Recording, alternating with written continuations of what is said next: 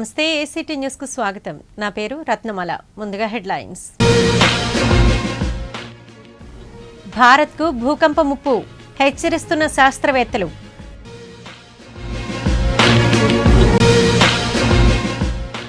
Knowledge hub గా అమరావతి విట్ వర్సిటీకి శంకుస్థాపన చేసిన ముఖ్యమంత్రి.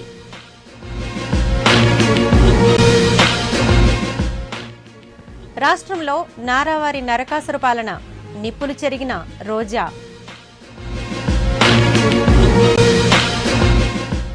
భక్తి శ్రద్ధలతో నాగుల చవితి భక్తులతో కిటకిటలాడిన శివారు ప్రాంతాలు.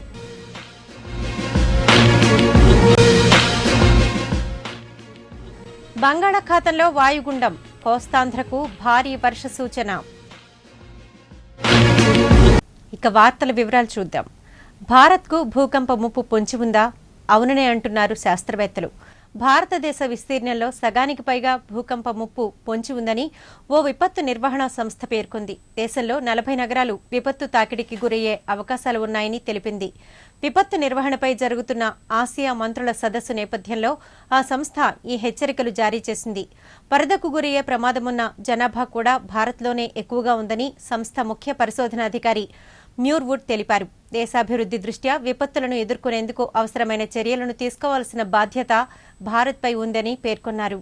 అమరావతిలో ఎస్ఆర్ఎం, ఆమ్జే, ఎయిమ్స్ వంటి బెస్ట్ యూనివర్సిటీలను తీసుకొస్తామని ముఖ్యమంత్రి చంద్రబాబు నాయుడు వెల్లడించారు. ఐనవోలులో విట్ వర్సిటీకి సీఎం శంకుస్థాపన చేశారు. ఈ సందర్భంగా మాట్లాడుతూ అమరావతిలో విట్ శాఖను ఏర్పాటు చేసేందుకు యాజమాన్యం అంగీకరించినట్లు తెలిపారు.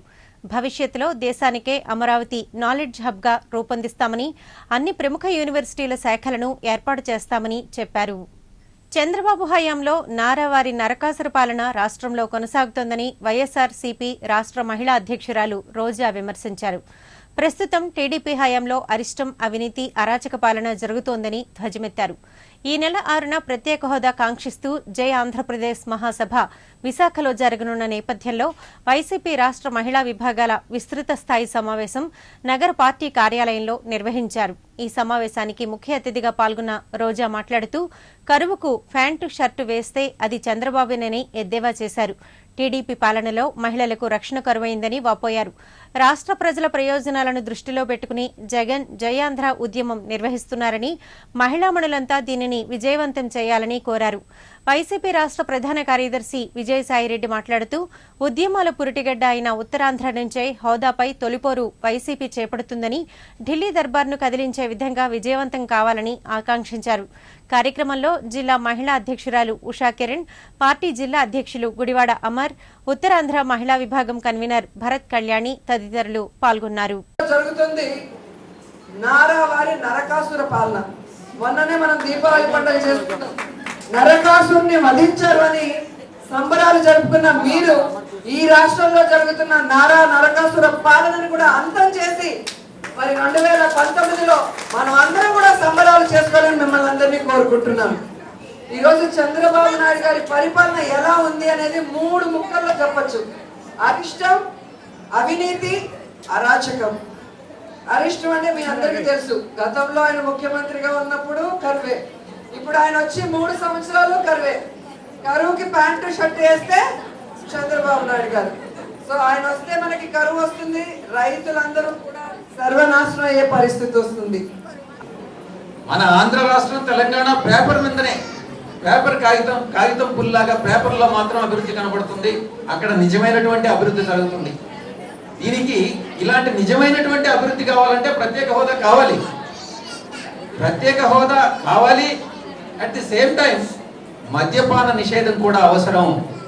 తప్పకుండా దానికి మనం అందరం కూడా కృషి చేస్తామని మనవి చేస్తూ 6వ తారీఖు జరిగేటటువంటి ప్రత్యేక హోదా బహిరంగ సభ, విశాఖపట్నంలో జరిగే బహిరంగ సభని అందరం పాల్గొని విజయవంతం చేయాల్సిందిగా విజ్ఞప్తి చేస్తూ మీ దగ్గర సెలవు తీసుకుంటున్నాను. ధన్యవాదాలు.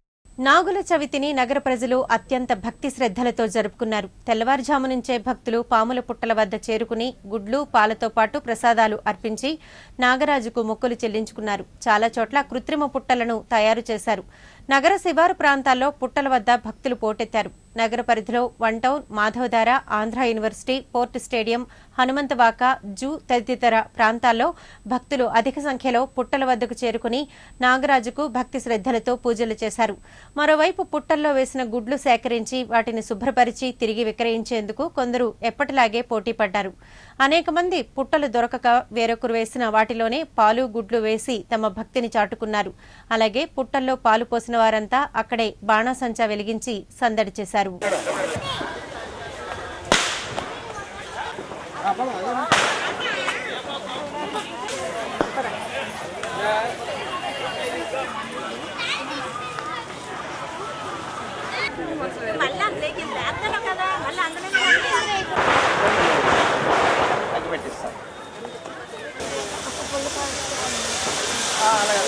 ఆగ్నేయ బంగాళాఖాతం విశాఖకు 650 కిలోమీటర్ల దూరంలో వాయుగుండం కేంద్రీకృతమై ఉందని విశాఖ వాతావరణ కేంద్రం తెలిపింది. ఈ వాయుగుండం నైరుతి దిశగా పయనించి రాబోయే 72 గంటల్లో మయన్మార్ వైపు వెళ్లే అవకాశముందని, దీనివల్ల కోస్తాలో అక్కడక్కడా వర్షాలు పడే అవకాశముందని వాతావరణ శాఖ పేర్కొంది. ఇప్పుడు చిన్న విరామం. యాక్ట్ ఫైబర్ నెట్ ఇప్పుడు అందిస్తున్నారు అద్భుతమైన వేగం, నమ్మశక్యం గాని అనుభవం. కేవలం వేగవంతమైన యాక్ట్ ఫైబర్ నెట్ తో మాత్రమే 10 MBPS 549 రూపాయలకే, 15 MBPS 799 రూపాయలకే, 30 MBPS 999 రూపాయలకే, 50 MBPS 1499 రూపాయలకే. మరిన్ని వివరములకు యాక్ట్ ఫైబర్ నెట్ ఫోన్ 0891428400 కు కాల్ చేయండి. తిరిగి వార్తల వివరాలు. సూర్యరశ్మి ద్వారా సహజ సిద్ధంగా విద్యుత్ను తయారు చేసుకుని ఉపయోగించుకునే భావన ప్రతి ఒక్కరిలో రావాల్సిన అవసరముందని పార్లమెంటు సభ్యులు కె హరిబాబు అభిప్రాయపడ్డారు. ఆయన నివాసం రూఫ్ టాప్లో ఏర్పాటు చేసిన సోలార్ ప్యానెల్ నెట్ మీటరింగ్ను AP EPDCL chairman and managing director Nayak ప్రారంభించారు. ఈ సందర్భంగా ఎంపీ మాట్లాడుతూ సోలార్కు సంబంధించి ప్రజల్లో అవగాహన కల్పించాల్సిన బాధ్యత ఉందన్నారు. సోలార్ శక్తిని ఉపయోగించుకుని విద్యుత్ తయారు చేసుకోవడం మంచి విధానమని, దీనిపై ప్రతి ఒక్కరూ దృష్టి సారించాలని కోరారు. వేసవికాలంలో విద్యుత్ కొరత ఎక్కువగా ఉంటుందని, దీనివల్ల సోలార్ ద్వారా కరెంటును తయారు చేసుకోవడం ఎంతో ఉపయోగకరంగా ఉంటుందని అభిప్రాయపడ్డారు. శరవేగంగా అభివృద్ధి చెందుతున్న విశాఖలో విద్యుత్ అవసరాలు పెద్ద స్థాయిలోనే ఉన్నాయని, అందుకు తగ్గట్టుగా సోలార్ శక్తి ఉపయోగించుకోవాల్సిన ఆవశ్యకత ఉందన్నారు. సహజ సిద్ధంగా మనకి లభ్యమవుతున్నటువంటి సౌరశక్తిని, సూర్యరశ్మిని, కాంతిని ఉపయోగించుకోవడం ద్వారా దాన్ని విద్యుత్ శక్తిగా మార్చి మన అవసరాలు తీర్చుకోవడానికి ఉపయోగపడటం అనేది చాలా మంచి సాంకేతిక పరిజ్ఞానం. దీనివలన మనం విద్యుత్తు కోత వచ్చినప్పుడు, లోటు ఉన్నప్పుడు, కరెంటు లేకపోతే మనందరం కూడా ఎంత కష్టపడుతున్నామో చూస్తున్నాం. కాబట్టి మనం మన ఇంట్లో వాడుకునే కరెంటులో కొంత భాగాన్నైనా మనం ఉత్పత్తి చేయాలనేటువంటి భావన ఇవాళ ప్రజల్లో కలగాల్సిన ఒక అవసరం ఉంది. విస్తృతంగా మనం ఎప్పుడైతే అవేర్నెస్ క్రియేట్ చేయకపోతే సోలార్ ఇంకా ప్రజల్లోకి ఇప్పుడిప్పుడే స్టార్ట్ అయింది, కానీ ఇంకా వెళ్లాల్సిన అవసరం ఎంతైనా ఉంది. ఇప్పుడు మొత్తం మన ఈపీడీసీఎల్ పరిధిలో చూస్తే 283 యూనిట్స్కి గాను సుమారుగా 5 మెగావాట్స్ మేము గ్రిడ్కి అనుసంధానం చేయడం జరిగింది. అయితే ఈ సంవత్సరం గవర్నమెంట్ నుంచి చాలా పెద్ద టార్గెట్ ఇవ్వడం జరిగింది. అయితే దీన్ని ముందుకు తీసుకెళ్లాలంటే తప్పకుండా ఎంపీ గారి సహకారము మేము తీసుకుంటాము. వారు కూడా మాకు ఎంతో ప్రోత్సాహాన్ని ఇస్తున్నారు. అదేవిధంగా నెట్ క్యాప్ వాళ్ళతో కూడా మాట్లాడి ఇంకా దీన్ని మరింత ముందుకు తీసుకెళ్ళటానికి రాబోయే రోజుల్లో ప్రజాప్రతినిధులు అందరి సహకారం కూడా తీసుకొని ఒక వైజాగ్ సిటీని ఏవైతే డ్రీమ్ చేస్తూ ఉన్నారో ఒక సోలార్ సిటీగా చేయాలని, అదేవిధంగా అందరూ కూడా ప్రజలందరూ కూడా ముందుకు వస్తే తప్పకుండా మనం ఆ డ్రీమ్ని, ఆ సంకల్పాన్ని చేరుకోగలమని సందర్భంగా మేము అనుకుంటున్నాము. అధికారులంతా కూడా మహిళా లోకం సిగ్గుతో తలదించుకునే పనికి చంద్రబాబు ప్రభుత్వం పూనుకుంటోందని వైసీపీ రాష్ట్ర మహిళా అధ్యక్షురాలు రోజా ఆరోపించారు. విశాఖ సాగర్ తీరంలో ప్రేమికుల రోజును పురస్కరించుకుని లవ్ ఫెస్టివల్ పేరుతో నిర్వహించతలపెట్టిన బికినీ షోను ఆమె తప్పుపట్టారు. మన దేశ సంస్కృతి సంప్రదాయాలను మంటగలుపుతూ పాశ్చాత్య సంస్కృతి వైపు యువతను పెడదోవ పట్టిస్తున్న టీడీపీ ప్రభుత్వం ఆ పనులు మానుకోవాలని హితవు పలికారు. విశాఖ వచ్చిన ఆమె మీడియాతో మాట్లాడారు. రాష్ట్రంలో ఉన్న మహిళామణులంతా ఏకతాటిగా పైకి వచ్చి ఈ అసభ్యకర షోలను అడ్డుకోవాలని పిలుపునిచ్చారు. రుద్దడానికి చంద్రబాబు నాయుడు చేసే ప్రయత్నాన్ని మేము వైఎస్ఆర్సీపీ తరఫున మహిళలందరం కూడా తీవ్రంగా ఖండిస్తున్నాం. ఎందుకంటే ప్రపంచ దేశాలన్నీ కూడా మన యొక్క ఆంధ్రుల మరి సంస్కృతి సాంప్రదాయాలకు ఎంత విలువనిస్తారు అనేది మనం తెలుసుకున్న విషయం. కానీ దాన్ని కూడా భ్రష్టు పట్టించినట్టుగా తన కొడుకుని అమెరికాకు పంపించి భ్రష్టు పట్టించాడు. ఈరోజు తన కొడుకులాగా ఈ రాష్ట్రంలో ఉన్న యువతను భ్రష్టు పట్టించడానికి ఈ కార్యక్రమాన్ని ప్రేమికుల రోజు అంటే వ్యాలంటైన్స్ డే ముందు ఆ రోజు నెక్స్ట్ డే కూడా 9,000 మంది ప్రేమికులతో ఇక్కడ ప్రోగ్రాం పెడతారంట. దాంట్లో బికినీ షో ఉంటుందంట, మద్యం ఇష్టం వచ్చినట్టు ప్రవహింపజేయచ్చంట. ఇక ఇష్టమైన అన్ని కార్యక్రమాలని తయారు చేసి ఒక ముఖ్యమంత్రిగా ఈ రాష్ట్రానికి ఏం చేయకూడదు అవన్నీ కూడా చేసి ఇక్కడ ఉన్న యువతను భ్రష్టు పట్టిస్తూ మహిళని ముఖ్యంగా మహిళా ఆత్మ గౌరవాన్ని కించపరిచే విధంగా చేస్తున్నారు. ఈ యొక్క మీడియా మూలంగా మరి బ్రహ్మిణి గారిని అలాగే భువనేశ్వర్ గారిని నేను ఒకటే ప్రశ్న అడుగుతున్నాను. తెలుగువాడి ఆత్మగౌరవం కోసం మరి ఎన్టీ రామారావు గారు ఎంత పోరాడారో మీకు బాగా తెలుసు. అలాంటి కుటుంబంలో జన్మించిన కూతురుగా మీరు, మనోరాలుగా ఆవిడ ఈరోజు తెలుగు మహిళ ఆత్మగౌరవాన్ని కించపరిచే విధంగా భర్త మరి అలాగే బ్రహ్మిణికి మామగారు ప్రవర్తిస్తుంటే దాన్ని ఖండిస్తారా, దాన్ని సపోర్ట్ చేసి మరి ఏ విధంగా ఆయనకి ముందుకెళ్ళమని చెప్పి ఆశీర్వదిస్తారని అడుగుతున్నాను. రైతుల నుంచి ధాన్యం కొనుగోలులో దళారులకు తావు లేకుండా చర్యలు తీసుకోవాల్సిన బాధ్యత ప్రభుత్వంపై ఉందని బీజేపీ ఎమ్మెల్సీ సోము వీర్రాజు అభిప్రాయపడ్డారు. దస్పల్లా హిల్స్లోని పార్టీ కార్యాలయంలో ఏర్పాటు చేసిన మీడియా సమావేశంలో ఆయన మాట్లాడారు. ప్రస్తుతం రైతుల నుంచి ముతక ధాన్యం 950 రూపాయలు, సన్నధాన్యం 1100 రూపాయలకు ప్రభుత్వం కొనుగోలు చేస్తోందని, దీనివల్ల రైతులు కొనుగోలుదారులకు కూడా అన్యాయం జరుగుతోందని పేర్కొన్నారు. రైతులకు గిట్టుబాటు ధరతో పాటు కొనుగోలుదారులకు తక్కువ ధరకు బియ్యం అందించాలంటే ప్రతి జిల్లాలో జాయింట్ కలెక్టర్ చైర్మన్గా సివిల్ సప్లై, విజిలెన్స్ అధికారులతో కమిటీని వేసి నేరుగా రైతుల నుంచి ధాన్యం కొనుగోలు చేయాలని విజ్ఞప్తి చేశారు. ఈ సమావేశంలో పార్టీ నగరాధ్యక్షులు ఎం నాగేంద్ర, రాష్ట్ర కార్యవర్గ సభ్యులు చెరువు రామకోటయ్య తదితరులు పాల్గొన్నారు. ఇన్పుట్ సబ్సిడీ ఇవ్వవలసినటువంటి అవసరం లేదు. ఈ సబ్సిడీకి అవసరం లేకుండా ఆ రైతు దగ్గర నుంచి 1500కి సన్నధాన్యం కొని అది ఆడిస్తే 35 రూపాయలకి ప్రజలకు అమ్మితే ప్రజలకు 15 రూపాయలు కిలోకి మిగిలి రైతుకు 1500 రూపాయలు కానీ సన్నధాన్యానికి ఇస్తే ఇది ఒక అద్భుతమైనటువంటి ప్రక్రియగా ఆంధ్ర రాష్ట్రంలో రైతు ముందుకు వెళ్ళడానికి అవకాశం ఉంటుంది. అలానే ఏదైతే నేను 950 రూపాయలు అన్నానో దాన్ని 1200 కొని ఒరిజినల్గా 24 రూపాయలకి కిడితే అది 30 రూపాయలకి ఇస్తే వాళ్ళకు ఒక 10 రూపాయలు మిగిలి 10 రూపాయలు కిలోకి మిగలడం ఆ రైతుకు అదనంగా ఈ ధరను పెంచడానికి ప్రభుత్వం దగ్గర ఉన్నటువంటి యంత్రాంగానికి పెద్ద ఇబ్బందా? ఇది చేయవలసినటువంటి అవసరం లేదా? ఎంతో టెక్నాలజీ డెవలప్ అయింది, ఎంతో కాలం నుంచి ప్రజలు ఈ ఇబ్బందిని ఎదుర్కొంటున్నారు. 25 కేజీలు కొనేటువంటి ప్రతి కుటుంబం ఈవేళ 10-15 రూపాయలు నష్టపోతుంటే వాళ్ళకి నెలకి 25 కేజీలు అంటే 15 అది సంవత్సరాల నుంచి ఇది ఈ విధంగా కొనసాగుతూ పోతుంది. గత కొన్నాళ్లుగా బ్రెయిన్ ఫీవర్తో బాధపడుతున్న 2 ఏళ్ల చిన్నారికి ఉచిత వైద్యం అందించి తమ ఉదారతను చాటుకుంది గాజువాకలోని ఓ ప్రైవేట్ ఆసుపత్రి యాజమాన్యం. అగనంపొడి ప్రాంతానికి చెందిన ధనశ్యామ్ అనే బాలుడు కొంతకాలంగా ఈ వ్యాధితో బాధపడుతున్నాడు.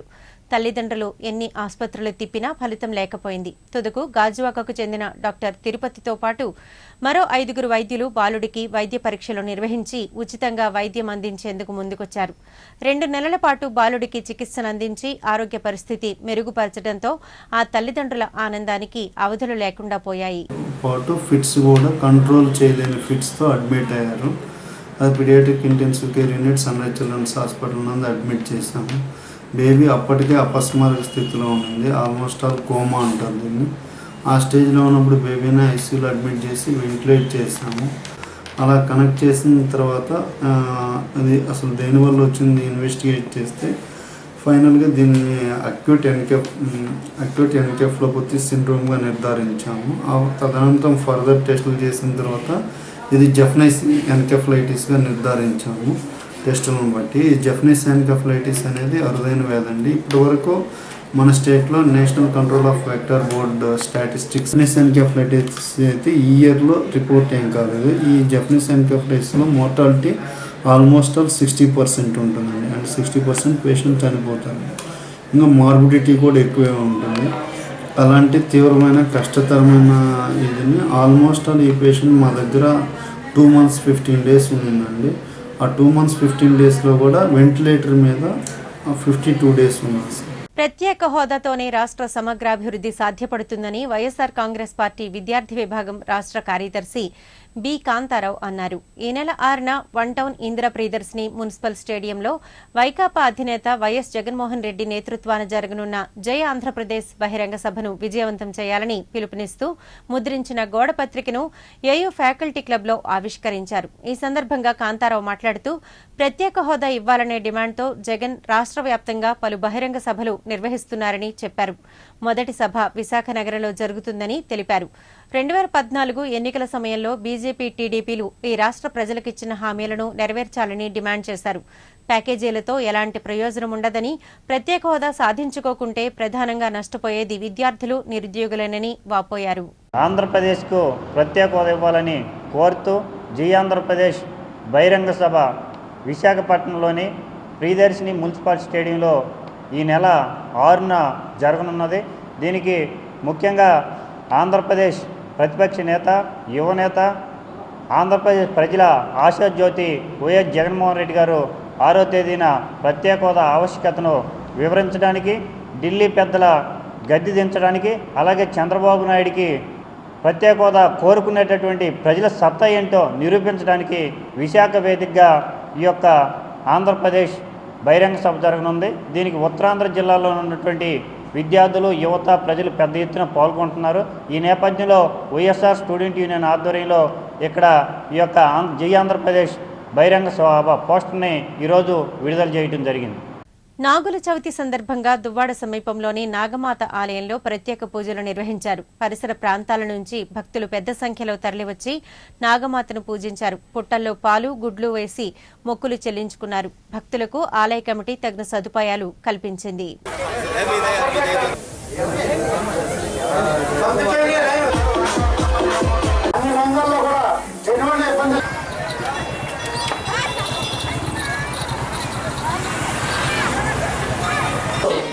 ఎన్నప్పటి నుంచి కూడా అమ్మవారు ఉన్నారు. ఈ యొక్క అమ్మవారి పండుగ 2003 వరకు కూడా 18 మంది జరిగేది. 2003 నుంచి ఇక్కడ దువ్వాడ గ్రామంలోని పెద్దల సహకారంతో, అలాగే గణేష్ అప్పుడు కుర్రవాళ్ళు ఉండేవారు. ఆ కుర్రవాళ్ళ సహకారంతో ఇప్పుడు కూడా వాళ్ళే చేస్తున్నారు. వారందరి సహకారంతో ఈ యొక్క అమ్మవారి దేవస్థానం అత్యంత వైభవంగా, కన్నుల వైభవంగా ప్రతి సంవత్సరం పండుగ చేసుకుంటున్నాం. మేము దీనంత కారకులు విరాళదాతలు బాగా సహకరిస్తున్నారు మాకు. దానివల్ల మేము ఇంత దిగ్విజయంగా పండుగ చేయగలుగుతున్నాం. అదేవిధంగా అమ్మవారు కూడా మాకు గ్రామస్తులు బాగా కాపాడుతుంది. అందుగురించే మేము ఈ అమ్మవారిని ఈ ఏరియాలో జనం అందరూ కూడా వచ్చి, వేలాది మంది వచ్చి ఈ అమ్మవారి నాగల చవితి రోజు అమ్మవారిని దర్శించుకొని ఆమె యొక్క ఆశీర్వాదాలను పొంది సుఖ సంతోషాలతో ఉంటున్న ఒక నమ్మకంతో ఈ దేవస్థానానికి గ్రామంలో ఉన్న ప్రతి ఒక్క యువకుడు కూడా కష్టపడుతూ. హిప్నాటిజంపై ప్రతి ఒక్కరూ అవగాహన కలిగి ఉండాలని ప్రముఖ హిప్నాటిస్ట్ కమలాకర్ అన్నారు. మల్కాపురం సెయింట్ ఆన్స్ కళాశాలలో ఏర్పాటు చేసిన అవగాహన సదస్సులో ఆయన ప్రసంగించారు. ఈ సందర్భంగా హిప్నాటిజంలో పలు మెళకువలను విద్యార్థినులకు వివరించారు. 1 కోటి మందికి హిప్నాటిజంలో శిక్షణ ఇవ్వాలన్నది తన లక్ష్యమని పేర్కొన్నారు. కార్యక్రమంలో కళాశాల అధ్యాపక బృందం, విద్యార్థినులు పాల్గొన్నారు.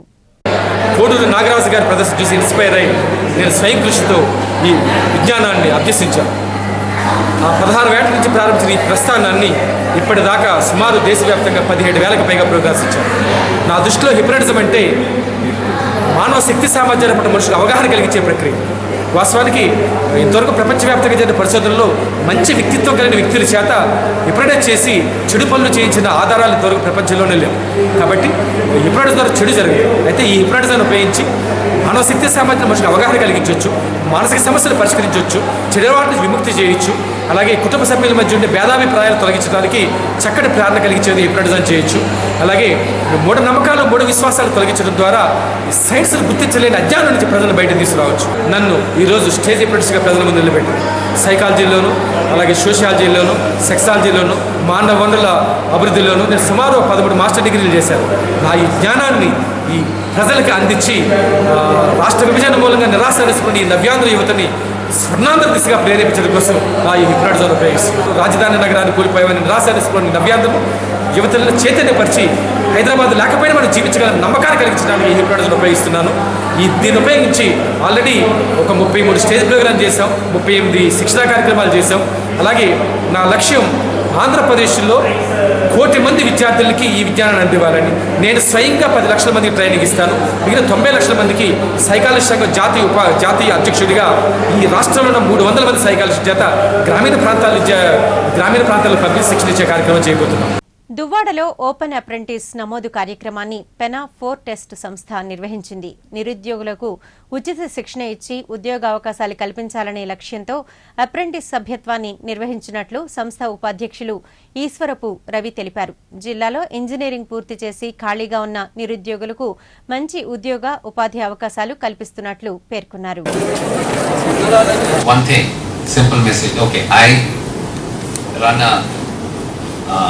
ITS company.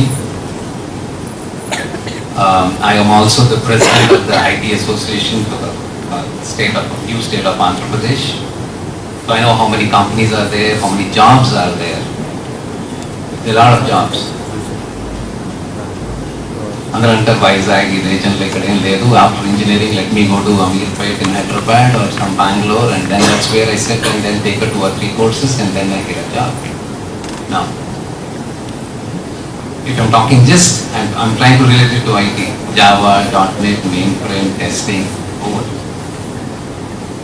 Get on to the new things, cyber security, data analytics, IoT, smart, mobile apps. These are all the new things.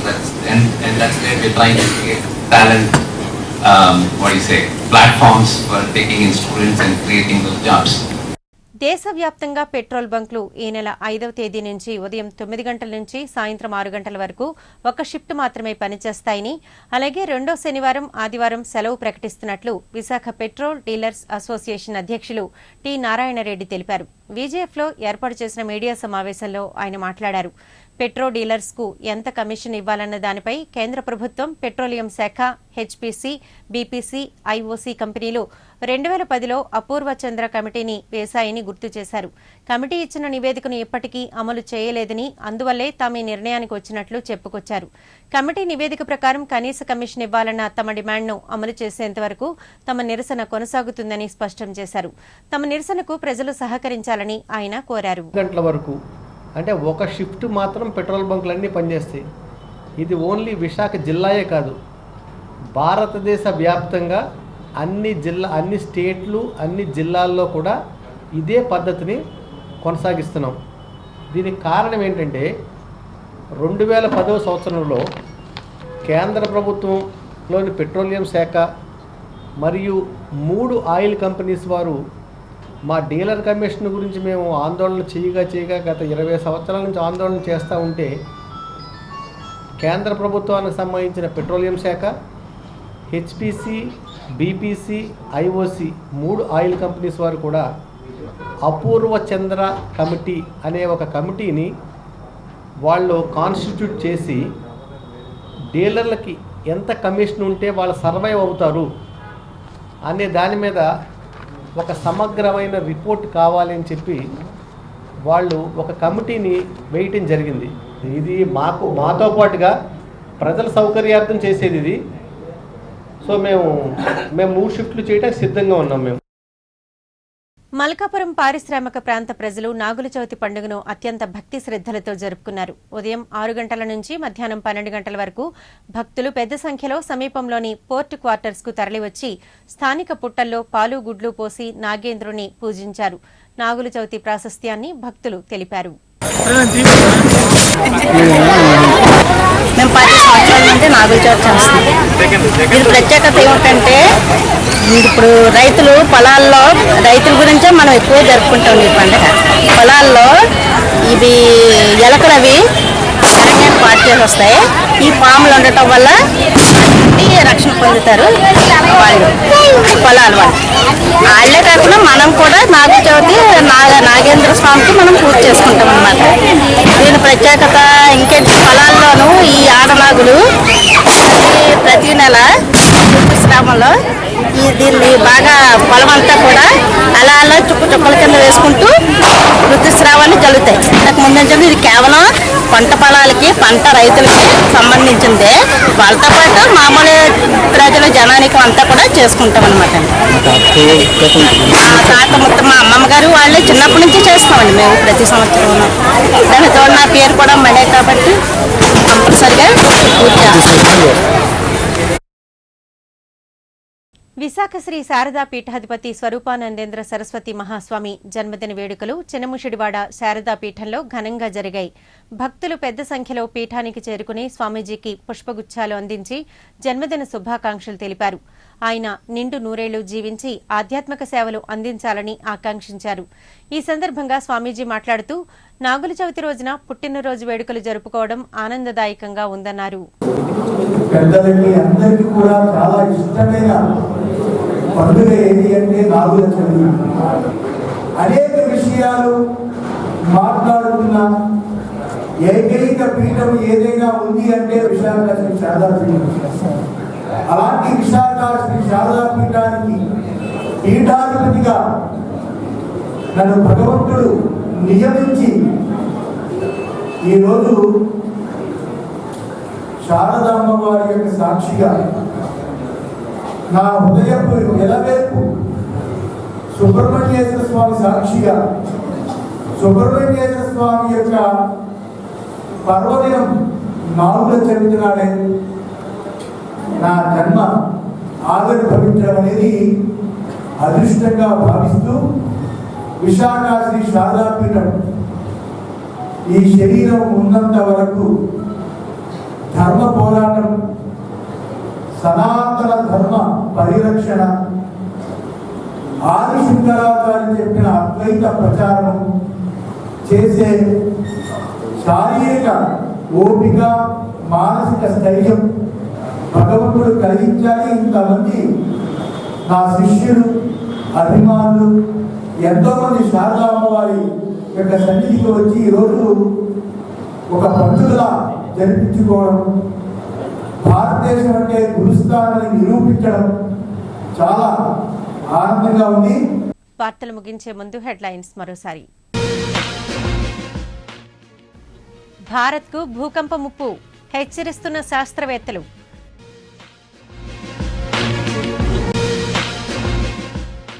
Knowledge హబ్గా అమరావతి విట్ వర్సిటీకి శంకుస్థాపన చేసిన ముఖ్యమంత్రి.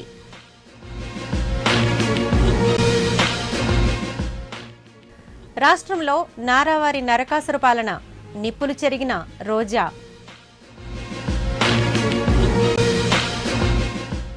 భక్తి శ్రద్ధలతో నాగుల చవితి, భక్తులతో కిటకిటలాడిన శివారు ప్రాంతాలు.